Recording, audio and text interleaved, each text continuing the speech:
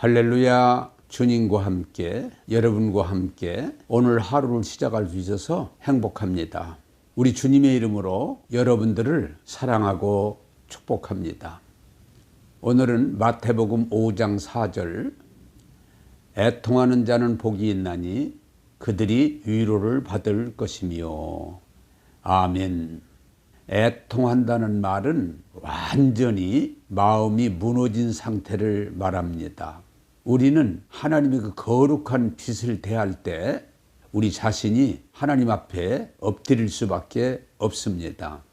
성경의 이사야는 하나님의 선지자로 귀한 역할을 하고 있었지만 하나님의 빛으로 자신의 모습을 볼 때 그는 깜짝 놀라면서 내가 부정한 입술을 가지고 하나님을 배웠다고 고백합니다. 그때에 하나님께서 그의 입술을 천사를 통해서 빈 숯으로 정결하게 해줍니다. 그는 하나님의 은혜가 아니고는 더 이상 선지자로서 할 수 없는 상황을 본 것입니다. 바울은 주님의 빛을 받은 후에 그도 이런 고백을 합니다.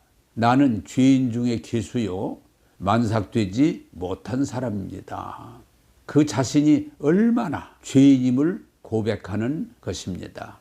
제가 두 사람만 오늘 예를 들었습니다마는 정말 거룩하신 하나님을 만날 때 우리는 하나님의 그 거룩함 앞에서 죄를 고백하고 무릎을 꿇고 나 자신이 죄인임을 소리칠 수밖에 없습니다. 저도 예수 믿고 은혜 받고 주님의 빛을 받았을 때 내가 얼마나 죄가 많은지, 얼마나 허물이 많은지 그걸 보면서 여러 날 눈물로 지새웠던 기억이 납니다. 그때 나 자신을 볼 때에 심판을 피할 길이 없습니다. 지옥에 가야 됩니다. 그게 내 모습이었습니다. 제가 지금까지 많은 사람들을 만났을 때 공통적으로 하는 것은 하나님의 빛을 보았을 때 그동안은 자기가 조금 그래도 성실하다, 깨끗하다, 내가 남들보다는 다르게 살았다라고 했던 사람들이 하나님의 빛을 받았을 때 동일하게 나는 죄인 중에 괴수고 만삭되지 못한 자고 만물의 찌꺼기와 같은 자라고 고백을 합니다. 왜? 내 진정한 모습을 보았기 때문입니다. 또한 우리는 나뿐만 아니라 죄 가운데서 멸망해가는 이 세상을 볼 때 우리는 애통하게 됩니다.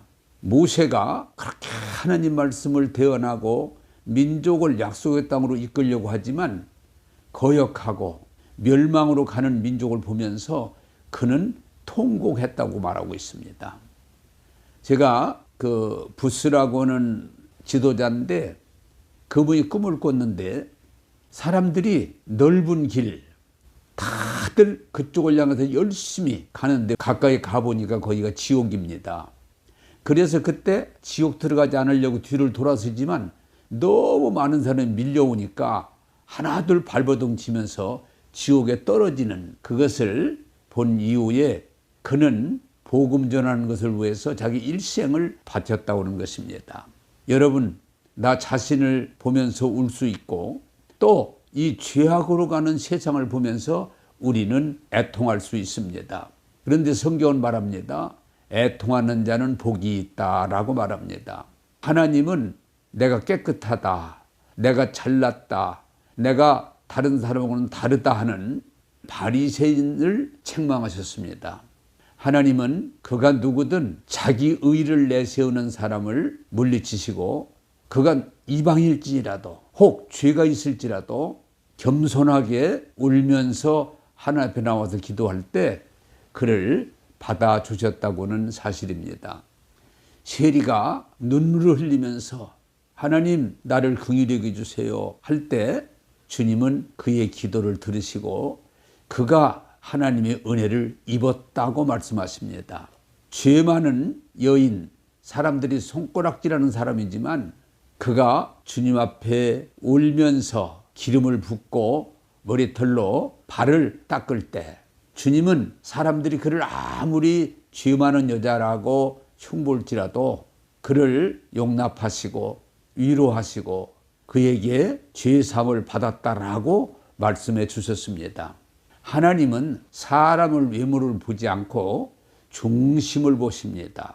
여러분, 우리가 드러남에 있어서 조금씩 다를 수는 있지만 교만한 사람은 하나님은 물리치십니다. 그러나 눈물의 기도, 애통하는 사람, 하나님의 도움을 구하는 사람을 하나님은 받아주시고 위로해 주시고 은혜를 주신다고 하는 것입니다.